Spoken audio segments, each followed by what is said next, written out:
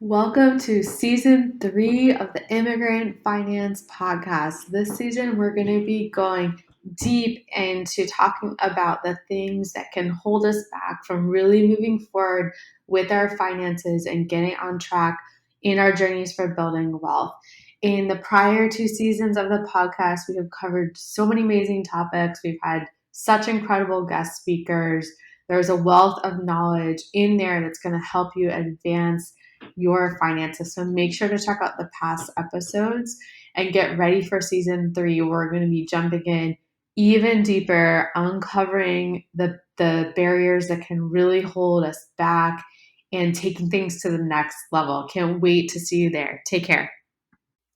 Hello and welcome. It's Adina from the Immigrant Finance Podcast. We are so excited to have you here. Let me introduce myself for a second. I am an immigration attorney who's been practicing for nearly 10 years. I'm also an accredited financial counselor and a financial and business coach specializing in empowering immigrant families really move from surviving to thriving and build wealth and live to their fullest potential. I got involved in this work from a unique experience where I am actually not an immigrant myself, but my husband is. And I have gone through with him the whole experience and journey of what it looks like to come to this country and know nothing about finances and have no resources and what that can do to you personally and as a family. And what happened for us was Mal came here in 2013. And when he came, we really struggled about money for several years. And even as an immigration attorney, I couldn't find any information out there about how immigrant families could navigate the financial system. I didn't know whether he could have a bank account or a credit card or invest, or whether he'd be able to have a mortgage or retirement fund someday as we thought about growing our lives together. And this was really hard, and it caused a lot of anxiety and stress and overwhelm for us. We spent about the past 10 years really obsessively studying the intersection of the immigration system and the financial system and learning how they really work together, how people can navigate it. And first started sharing about what we were learning in 2018 on our website at immigrantfinance.com, which we'd love for you to check out. We've got a ton of free, awesome resources that can be helpful up there. And so once we started this website and started blogging about this topic and really seeing there was nothing out there on the whole internet, we knew that we had something that was helping people, and we knew that we needed to take that very seriously and expand it. So we have since grown the platform where we've now got this podcast, our YouTube channel, a ton of social media education content out there. You can check us out on various platforms. We've got a free Facebook group. People can hang out and check out some of our trainings. And for those who are looking for more support, we have our signature Immigrant Finance School program where we really focus on helping immigrants learn how to do everything financially, regardless of their financial or immigrant situation. And we help people make massive financial shifts so they can move from surviving to thriving, to move from the paycheck to paycheck situation with no plan to having a plan to create lifetime wealth, and to really move forward their goals and thrive. This is something we are extremely passionate about doing, and it is our act of service to the world. And we hope to see more and more immigrants who are taking these steps, who are supporting each other and growing this amazing community so that we can see more immigrants building wealth. Our goal is to, over the next 5 years, help 1,000 immigrant families invest over $10 million together. So join us in this journey. Let us know about what steps you're taking to move forward your finances. Share out these episodes, share out our posts so that we can get the word out and encourage your family and friends to take steps to become more financially empowered, because this world would look very different and our immigration laws and system would look very different. And frankly, the people who vote and determine the future of this country would look very different if more immigrants were financially stable and strong and building wealth. So thanks for joining us on the ride, and we can't wait to connect with you. Always love hearing from our audience. So shoot us a message on Instagram at immigrant.finance. And we can't wait to connect. Enjoy the episode and take care. Hi, everyone. Let's talk today about what the number one strategy really is to build financial freedom. Now, to kick us off, for those of you who are new to the podcast, welcome. I'm Adina from Immigrant Finance. So happy to have you here and joining us for this topic.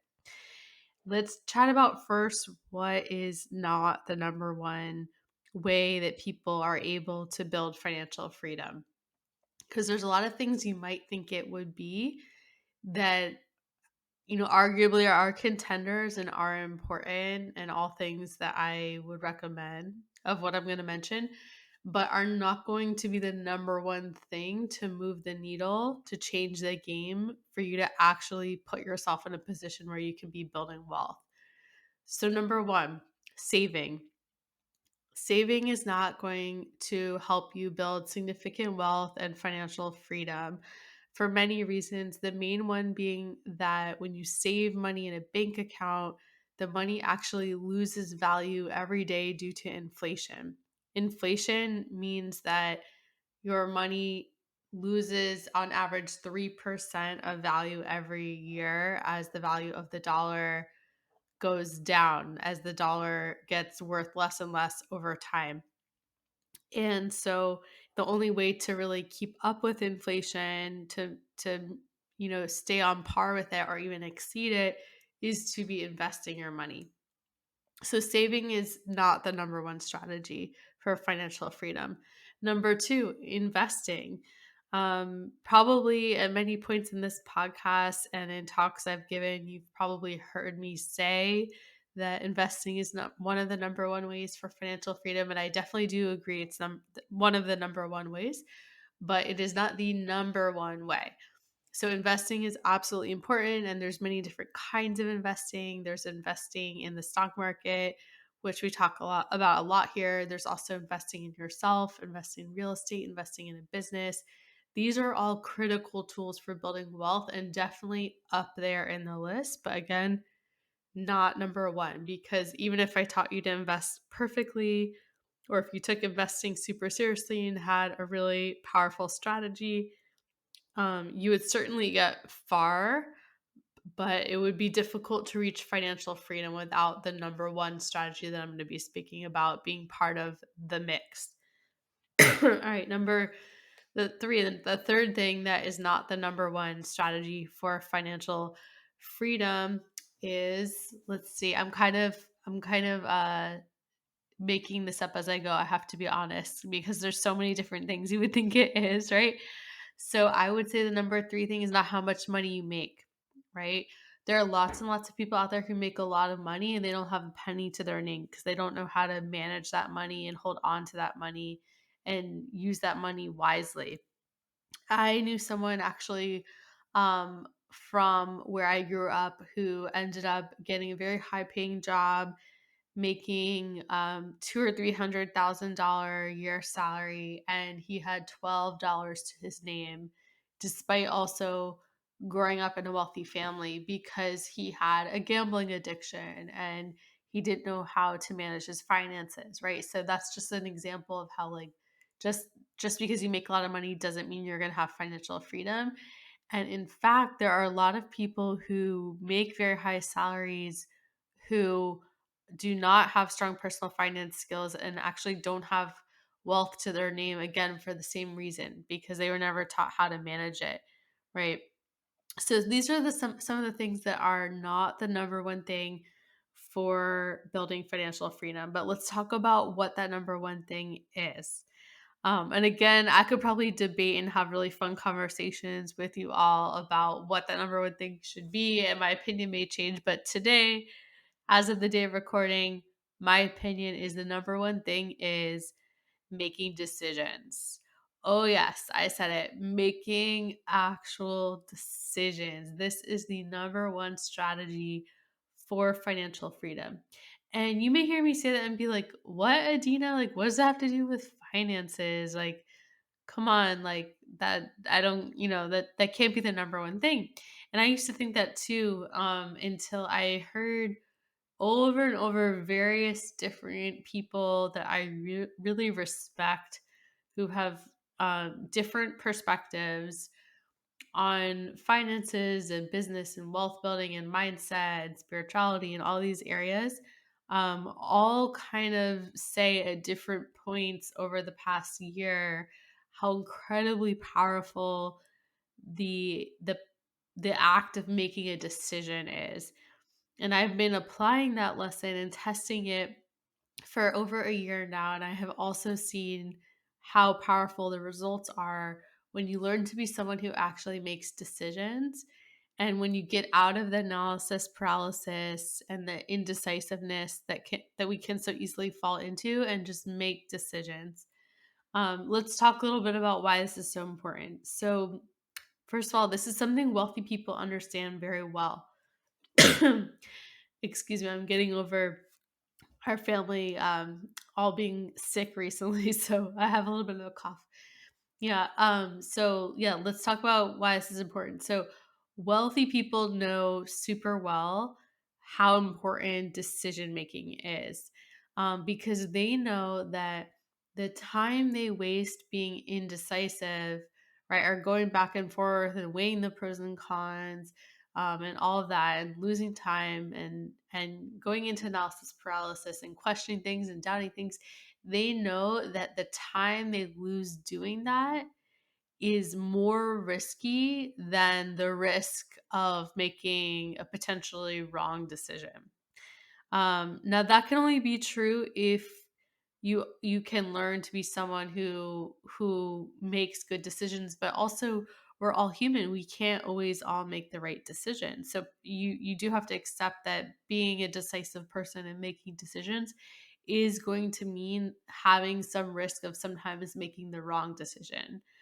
But that leads me to my next point of why this is so important, because when you put yourself in a position of just being decisive and making decisions, knowing sometimes it will be the wrong decision, that still gets you there faster to get to the place you want to be, and to get to a place of success, because it's better sometimes to make the wrong decision and learn a lesson that can benefit you going forward than to have never made a decision at all and to have just lost time in indecisive land, right?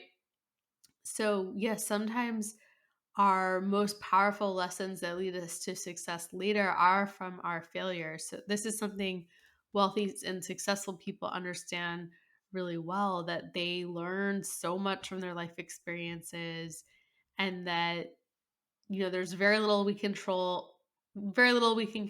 Life has a lot of uncertainty, and sometimes the best thing you can do is just make a decision, not knowing if it's the right one or where it's going to lead you, but knowing that it's going to move you forward, at least in a position where you're going to learn in a way that will benefit you from in the future, compared to making no decision at all and losing time in that journey, right? Losing time that you could be making mistakes and having failures and learning lessons, right? And then having those lessons be guides for you. And when you don't make a decision, that's actually a decision in itself. So that's something people don't think about too, and something I didn't think about until recently when one of my mentors pointed this out, that a non decision is also a decision. So if there's anything in your life that you are going back and forth on, being indecisive about, right? Like, just know that choosing to not make a decision is also a decision, and that that is a choice, and that you have the power and choice of making decisions. A lot of times when we have hard decisions, we think that we don't have power in the situation, right? And that we kind of put ourselves in this like helpless mode. because we don't know what the right decision is, right? And that is a way where you can lose power, right? And lose agency over your life, lose control over your life. So, a really important way to get to determine your future going forward and to hold on to your power and expand your power is to make decisions and not be lost in the land of indecision and not making decisions. So I know this is maybe sounding a bit heady or academic because I'm just talking a lot about decision right now. And you may be like, where is this going? Again, I still don't get why it has to do with finances. So let's bring it home to finances.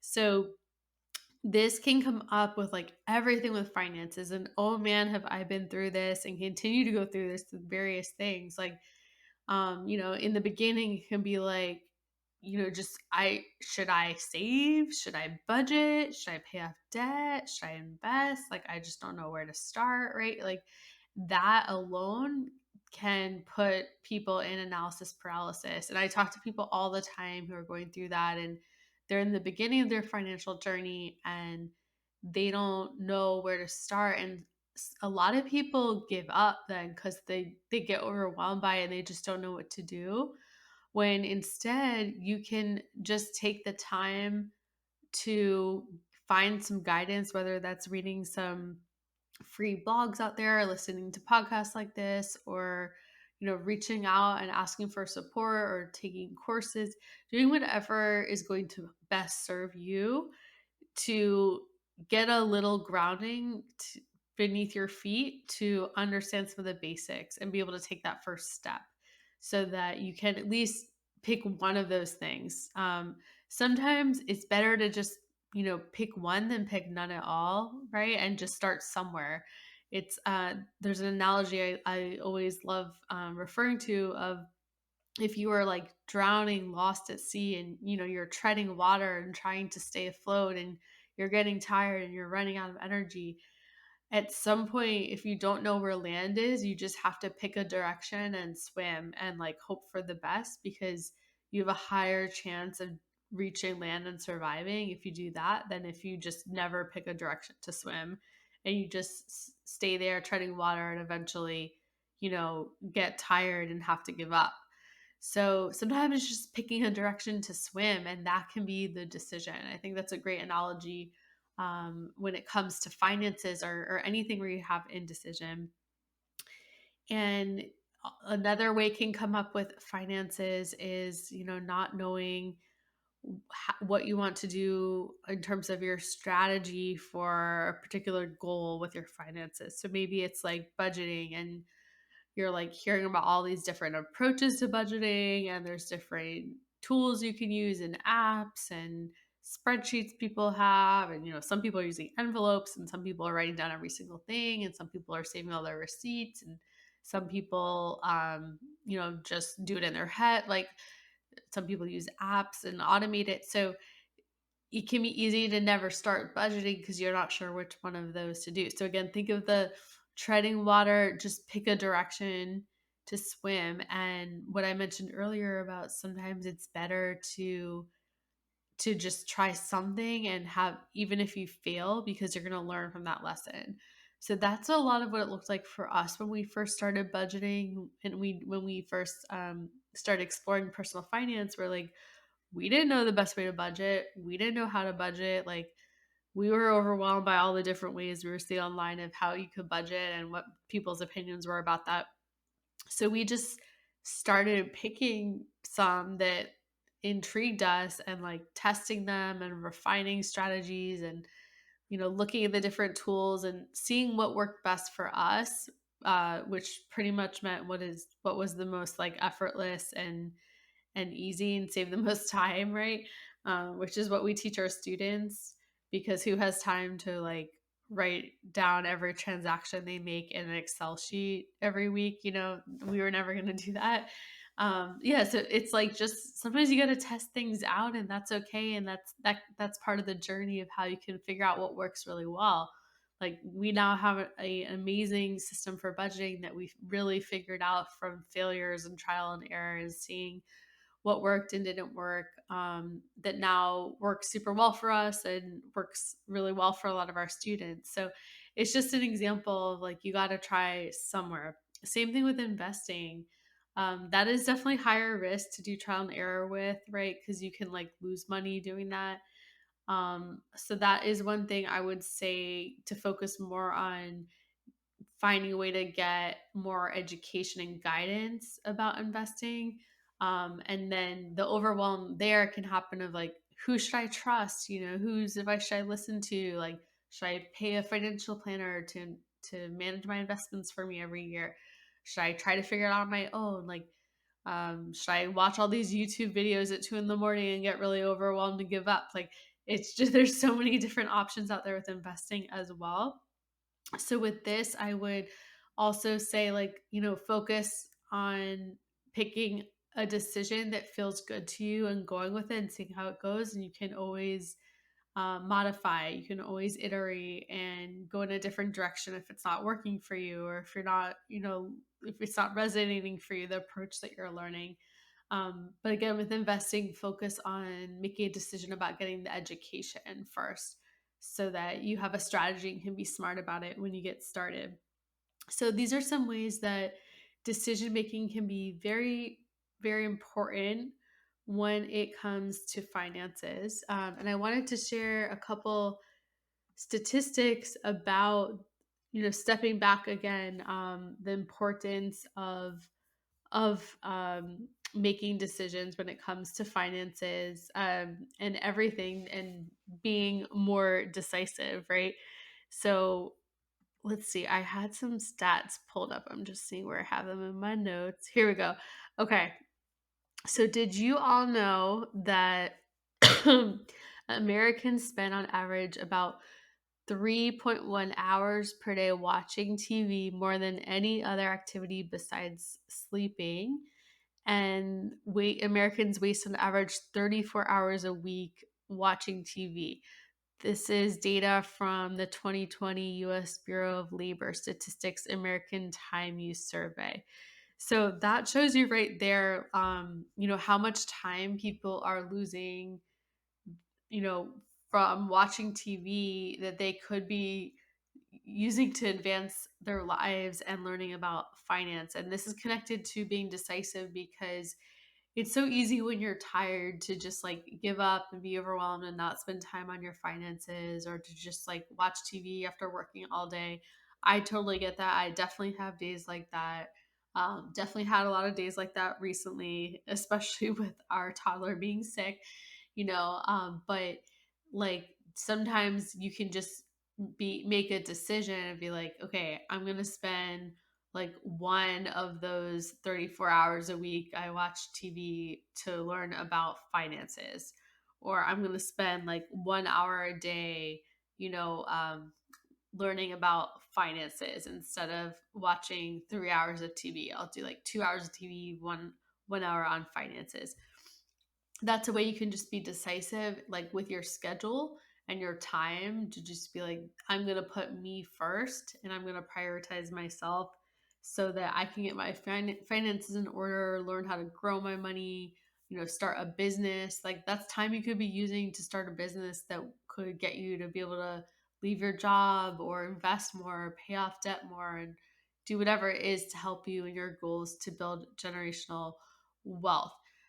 Let's also look at the book, some statistics from the book Think and Grow Rich by Napoleon Hill.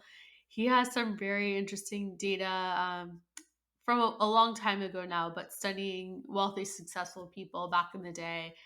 And he found that after analyzing 25,000 adults who had experienced failure, um, they had said that lack of decision was near the head of the list of the 30 major causes of failure.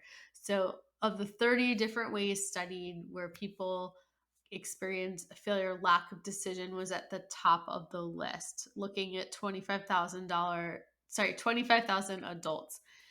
Um, so huge, huge thing that successful people are recognizing, is getting in the way of their success is lack of decision. So this applies to all areas of life, but definitely finances as well, because when you're wishy-washy about, should I budget, should I not? Which budgeting tool should I use? Should I prioritize my finances? Should I not? Should I invest? Should I not? It's just having you lose time that could instead be used to build your success, right? You don't want that to be at the top of your list for why you have failures because of lack of decision, basically. He also studied or referred to a study of several hundred people who had developed fortunes over $1 million. At the time of this book, that was worth a lot more than that, right? Every single one said that they had the habit of reaching decisions promptly. Every single one of these wealthy people he studied said that they reached decisions promptly. And again, this is because wealthy people understand the power of decision making. So I'll just share a quick personal example from the past 2 weeks to give you guys a real life example, because I'm always implementing and testing what I share with you all in my own life and in my family, right? And so um, I recently had a period, like we all do, of just like feeling tired. We were getting sick, right? Had a lot going on, and was when that happens, the all the mindset stuff gets hard too. Like, you start questioning yourself and your work, and the insecurities can come up, and the doubts, the fears, like they really come up when you start kind of getting off your A game, and it can just really be a spiral. And I was definitely in that, and I remembered like how I had been hearing about in the past year from all these people I study and these mentors about how important it is to just be decisive. And I remembered how when I am not being my best, I get very indecisive. That's kind of like one of my red flags when I know I need to work on my mindset, on my energy, maybe rest, take some rest, take some me time. It's often it's a sign usually that work needs to be done when I start getting really indecisive about a lot of things. And I found myself in a position where I had like multiple things I was being indecisive about. Everything from stuff in my job as an immigration attorney to decisions in growing immigrant finance, different things we should invest in, decisions about, like childcare stuff and my daughter and being a mom, and, even really little things like what to make for her for dinner and stuff like that. I just was getting so indecisive. And so thankfully I caught it because I've been practicing this for a while now. I didn't catch it the first day. It was like a few days into this, and I realized it. And I remember that one of the quickest hacks, one of the quickest ways to get out of that state when you're feeling the overwhelm and you're in the analysis paralysis and you're not feeling successful, right, is to start being decisive and start making decisions. So I looked at, what were kind of the top things going on across all these different areas of my life where I was being super indecisive. And I just picked some and I like sat with them, and I'm like, you know what? I'm going to make some decisions about these, and it's okay if they're not the right decision. It's okay if they may be failures, but like I remembered everything I'm sharing in this talk now, that making some decisions is better than no decision. So I gave myself a little time window. I gave myself some time to process and think about it and make decisions, but I capped that window. I said, I'm not going to keep going more days where I'm in indecisive land about these. I'm going to make a decision tonight. I gave the time to each thing, not too long, and then made a decision, wrote it down. I wrote down my list of decisions and I committed to that. These are my decisions, and I have to honor these right now, right? And even if I'm, having some anxiety or questioning if they're the right one, I'm having some doubt, I'm gonna choose to go with it and be decisive. And that helped me start climbing out of that. So that's a really valuable tool you all can walk away from after this talk right now. of when you find yourself in those ruts, just like start getting decisive. Look at the things that you're being indecisive about and then make some decisions.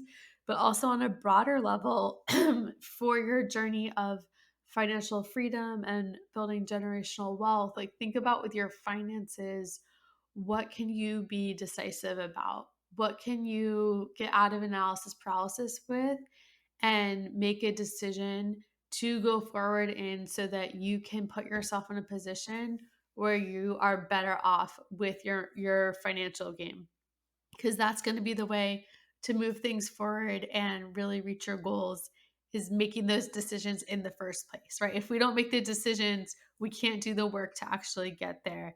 It's very difficult, if not impossible, to implement when you don't have like the plan in the first place, right? So we got to make those decisions. We got to learn along the way. We got to put ourselves in positions where we have the opportunities to see how things are going to work out after we make decisions, what we can learn from it, what we can improve, all of that. Hope this was helpful. If you all learned something today, let us know. Let us know what decisions you're going to be making this week and with your finances so we can cheer you on and support you. And as always, if you found this valuable, we would be so grateful if you could please leave a review on Apple Podcasts. It always helps us be able to reach and help more people. Thanks and have a great rest of your day. Thank you so much for taking time out of your busy day to listen to the Immigrant Finance Podcast. And congrats to you for taking some time to invest in learning about finances. It is one of the most powerful steps you can take in your financial journey, is just carving out the space and the time to prioritize it. It all gets easier from there. If you found some value out of this episode, if you learned something, we would be so grateful if you could please share it with your friends or family. And also go ahead and subscribe on Apple Podcasts and follow on Spotify. It would really help us be able to reach and help more people. Those algorithms do make a difference. There's two ways you can also deepen your journey when it comes to finances, with immigrant finance, that we would love to invite you to think about. The first is to go and join our private free community group over on Facebook. It's called Building Generational Wealth for Immigrant Families. And you can check it out at facebook.com/groups/immigrant finance. There's a bunch of free prior trainings we've done under the tab guides. You will also be able to access future trainings that we have going forward and connect with other immigrants and their family members who are also focused on building wealth and building a better future for them and their families. The other way you can get started is by learning more about investing. Investing is one of the most powerful acts you can take to build wealth and to stop trading time for money and start building passive income and building wealth for the future. We have a free masterclass that is all about how immigrant families can get started investing. And you can check it out over at investingmasterclass.immigrantfinance.com. Thanks, and we hope you have a great rest of your day.